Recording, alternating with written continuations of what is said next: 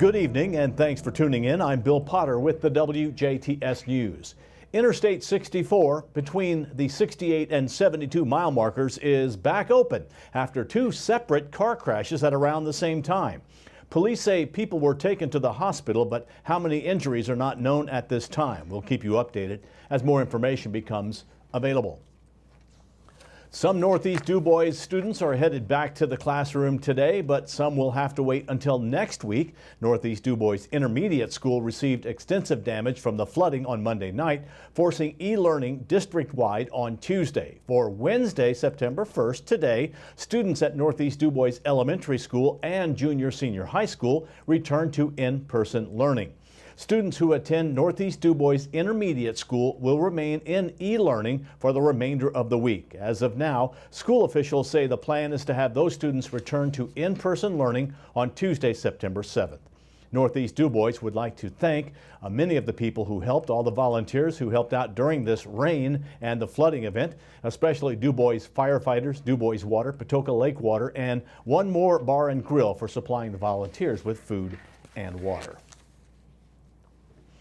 The DuBois County Emergency Management Agency is asking for some storm damage reports. DuBois County residents who sustained damage caused by the severe weather that impacted northern DuBois County on August 30th are asked to report damage online at in211.communitys.org/IDSH-damage-assessment or simply calling 211.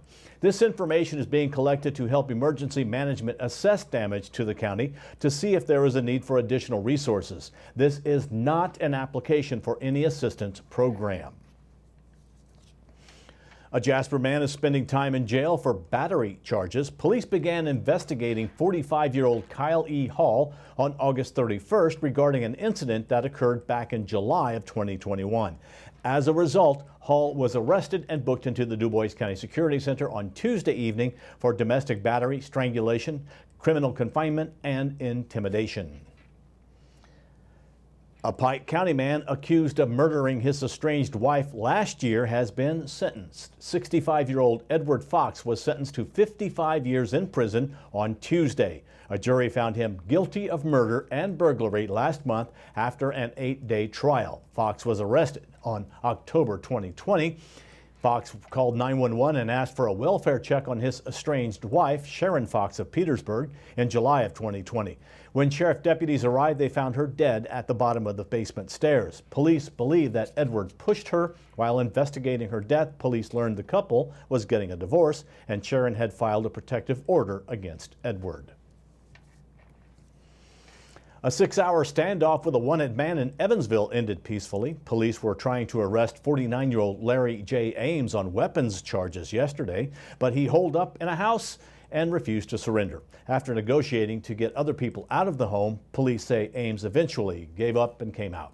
Ames is now in jail and awaiting a list of formal charges.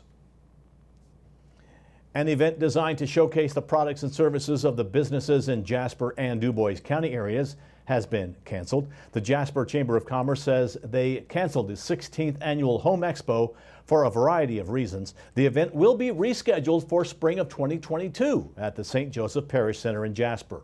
For more information and to learn how to register your business for the spring 2022 Home Expo, call the Jasper Chamber of Commerce at 812-482-6866, 482-6866. As many as 5,000 Afghan refugees will be coming to Indiana. Congressman Greg Pence yesterday said the Pentagon informed him that thousands of people evacuated out of Kabul will be sent to Indiana's Camp Atterbury. The refugees are expected to arrive in the next few days. The Indiana National Guard is being called up to support the camp and the thousands of people who will soon be living there. The Indiana Bureau of Motor Vehicles has announced their holiday hours for next week. All branches are closed on Saturday, September 4th and Monday, September 6th in observance of the Labor Day holiday. Branches will resume regularly scheduled business hours on Tuesday, September 7th. For a complete list of branch locations and hours, to complete an online transaction, or to find a BMV Connect kiosk near you, visit in.gov/BMV. Jasper Groups has a new CEO. As part of the ongoing leadership transition plan that Jasper Group announced 18 months ago, Mike Wagner will assume responsibilities as CEO, along with his appointment to the Jasper Group Board of Directors. Mike Elliott, who is stepping down from his long tenure as CEO, will remain as chairman of the board. Under Elliott's direction since 1986, the company transformed from a small seating business into a successful and thriving family of brands serving the commercial, hospitality, and education markets. Wagner brings with him more than 25 years of industry leadership experience with a heavy focus on driving growth for industry-leading products and programs. Now, Halloween is still a month away, but Patoka Lake is already bringing in the scary season. Their second annual Zombie Hunt begins on Friday, September 3rd and runs through October 31st.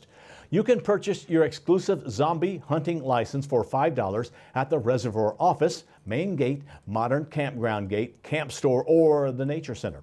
Then you can officially start your zombie hunting. A total of 12 zombies will be hidden around the property. All you have to do is take a selfie with each to prove you were there.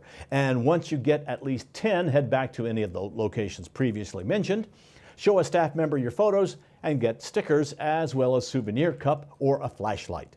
Proceeds from the event benefit Patoka Lake's Raptor program. If you have any questions, you can visit on.in.gov/Patoka Lake or call them 812-685-2447, 685-2447. Another lecture on icons is scheduled to take place at St. Mindred. Iconographer Marek Zarnecki is presenting a lecture, The Icon, Holy History and Holy Tradition, at 6:45 p.m. Central Time on Tuesday, September 7th in the St. Bede Theater in the St. Mindred Seminary and School of Theology campus in St. Mindred. It is free and open to the public and will be live streamed on St. Mindred's YouTube channel, Twitter, or Facebook page, as well as the St. Mindred Graduate Theology Facebook page. Zarnecki will look at the early church's evolving attitudes to icons and recount the legendary origins of icons. Icons were once the universal language of an undivided church. The lecture will trace how the icon evolved from the catacombs and view the earliest surviving icons. More information about the lecture can be found on our website, WJTS.tv. And now stay tuned. Your weekly forecast, followed by sports with Kurt Guxell, are still to come on 18 WJTS News.